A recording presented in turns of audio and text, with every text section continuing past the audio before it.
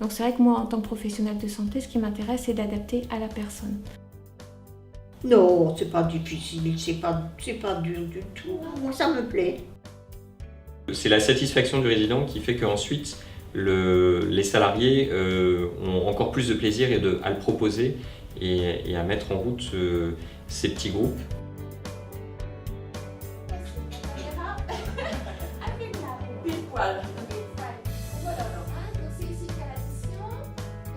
Justement, il y a beaucoup aussi bien du moteur que du cognitif. Même quand on travaille sur un plan moteur, on travaille aussi le cognitif.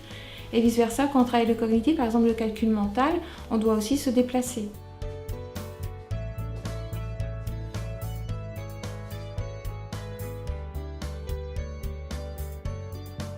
Après, il n'y a pas de manette à utiliser non plus. Donc pour les personnes qui ne peuvent pas tenir quelque chose dans leurs mains, c'est intéressant aussi. Et sur une séance, on s'aperçoit qu'à la fin, la personne, elle gère toute seule l'interaction avec l'écran.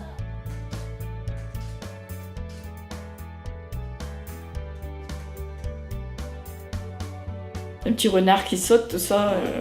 Et puis le bingo, j'aime bien.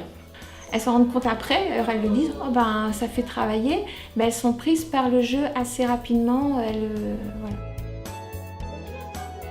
Silverfish est proposé par différentes personnes. L'ergothérapeute ne fera pas la même chose que l'animateur. C'est bien ça. Ici, ce truc-là, ça me plaît. C'est intéressant pour tout le monde, moi je dis. Nous, on pensait que les personnes qui sont en unité sécurisée, qui ont par exemple la maladie d'Alzheimer, n'arriveraient pas à utiliser ce genre d'appareil. Tout ce qui est automatisme antérieur, c'est-à-dire tout ce que la personne a appris, surappris, sait bien encore faire du calcul mental et donc peut utiliser ce genre d'appareil, ce genre d'outils, faire l'exercice notamment de calcul mental sans aucune difficulté. Le calcul, par exemple, je suis facile à, vous savez, à additionner ou bien multiplier. Moins bien faire la division. Hein. Alors, c'est vraiment intéressant dans la valorisation de ce que les personnes peuvent faire. C'est vrai qu'elles ne réalisent pas forcément qu'elles ont encore des compétences. Ça, c'est bien parce que j'ai pas besoin de tenir. Parce que, vous voyez, quand je tiens quelque chose, j'ai l'impression que ça va tomber. J'ai ma canne dans ma main, mais j'ai toujours l'impression que ça va tomber. Tandis que là, en faisant les gestes et tout ça, ou même en étant debout, enfin, je me sens. Pour moi, ça va mieux.